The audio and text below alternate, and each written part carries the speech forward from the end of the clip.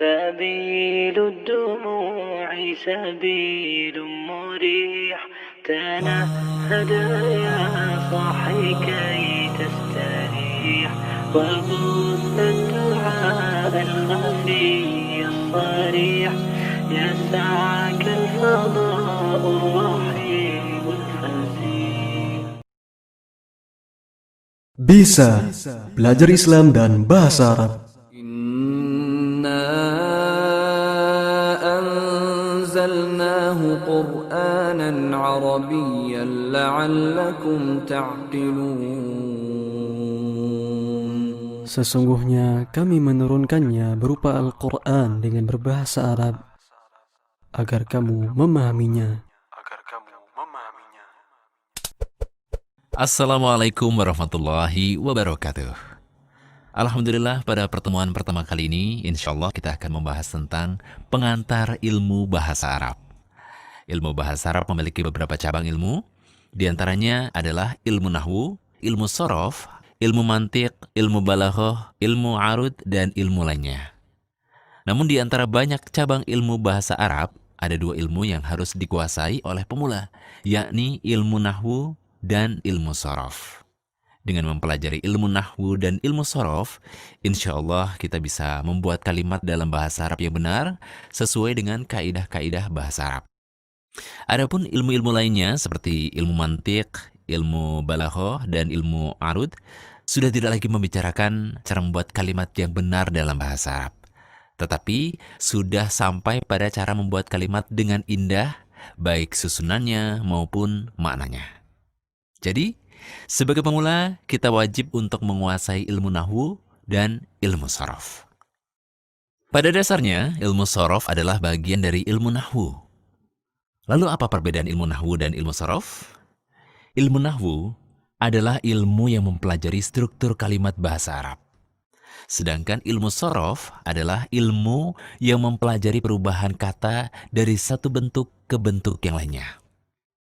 Secara sederhana kita bisa mengatakan bahwasanya ilmu shorof itu menyediakan kata-katanya, sedangkan ilmu nahwu itu memberikan kita kaidah bagaimana cara menyusun kalimat yang benar, termasuk di dalamnya cara memberi harokat yang benar.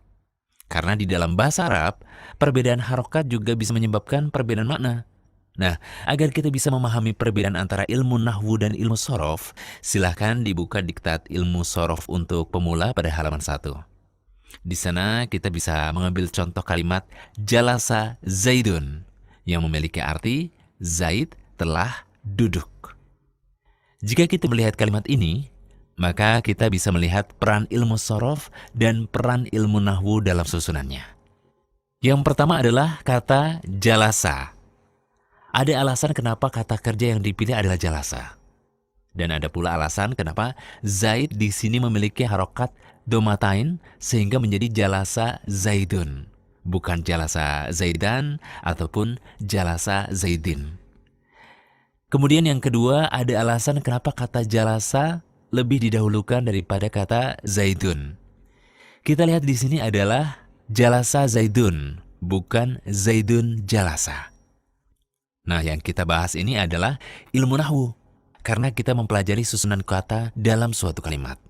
Adapun peranan ilmu shorof dalam susunan kalimat ini terletak pada pemilihan kata jalasa. Kenapa yang dipilih adalah kata jalasa? Padahal kata jalasa sendiri itu memiliki 14 bentuk. Ada bentuk jalastu yang memiliki arti saya telah duduk, kemudian jalasta yang memiliki arti kamu telah duduk, dan bentuk yang lainnya. Sedangkan jalasa sendiri adalah kata kerja untuk orang ketiga tunggal laki-laki.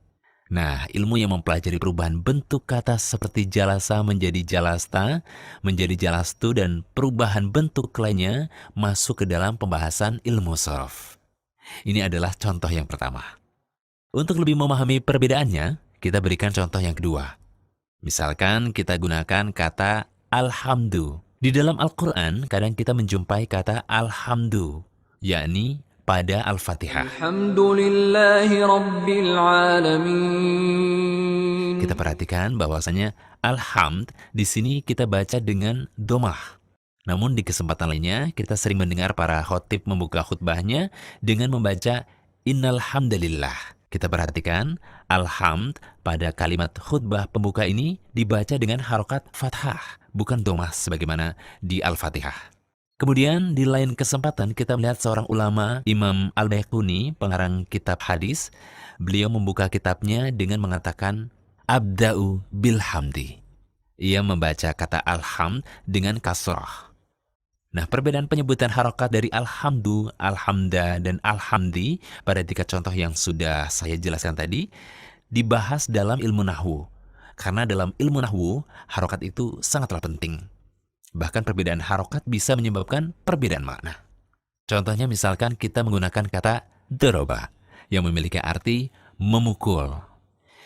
Jika kita menyusun kalimat doroba Zaidun bakron, maka maknanya adalah Zaid memukul Bakar. Akan tetapi bila kita membacanya sebagai doroba Zaidan Bakar, maka maknanya adalah Bakar memukul Zaid. Perhatikan bahwa perbedaan harokat di sini bisa merubah pelaku menjadi korban atau objek. Ini semua insya Allah akan dibahas dalam ilmu nahwu. Selanjutnya kita akan melihat contoh pengaplikasian ilmu sorof. Kita masih menggunakan kata yang tersusun dari ha, mim, dan dal. Dan semua kata ini memiliki akar makna yang sama, yakni tidak jauh dari arti pujian. Contohnya pada Al-Fatihah. Kita membaca Alhamdulillahirabbil alamin. Segala puji bagi Allah, Tuhan semesta alam. Alhamdu memiliki arti segala puji bagi Allah. Kemudian kita sering mendengar istilah tahmid. Ada unsur ha, mim, dan dal pada kata tersebut. Dan kata ini maknanya tidak jauh dari kata pujian. Tahmid adalah istilah untuk zikir dari Alhamdulillah. Kemudian nama Rasul kita, Nabi kita yang mulia, Sallallahu Alaihi Wasallam adalah Muhammad. Ada unsur ha, mim, dan dal, yang artinya orang yang dipuji atau terpuji. Kemudian Rasulullah juga dinamai dengan Ahmad. Juga ada unsur ha, mim, dan dal pada kata tersebut. Dan kata Ahmad ini maknanya adalah orang yang paling terpuji. Kemudian nama-nama Islam yang sering digunakan oleh kaum muslimin seperti Hamid yang maknanya adalah orang yang memuji, Mahmud yang artinya orang yang dipuji, dan ada pula yang bernama Hamdi yang maknanya adalah pujianku. Ada unsur ha, mim, dan dal pada kata tersebut. Kita bisa melihat bahwa untuk kata ha, mim, dan dal memiliki banyak sekali variasi kata. Dan inilah yang dibahas di dalam ilmu sorof. Kesimpulannya, ilmu nahwu adalah ilmu yang mempelajari susunan kalimat, baik harokatnya maupun letaknya. Adapun ilmu sorof adalah ilmu yang mempelajari perubahan bentuk kata dari suatu bentuk ke bentuk yang lainnya. Ilmu nahwu dan ilmu sorof sering disebut oleh para ulama dengan istilah ilmu alat. Karena memang ilmu ini adalah alat atau kunci untuk membuka cakrawala Islam dan mempelajari seluruh cabang ilmu Islam. Tidak mungkin kita bisa mempelajari tafsir dengan baik kecuali setelah kita memahami bahasa Arab. Tidak mungkin kita bisa memahami hadis Rasulullah dengan baik kecuali setelah kita mempelajari bahasa Arab.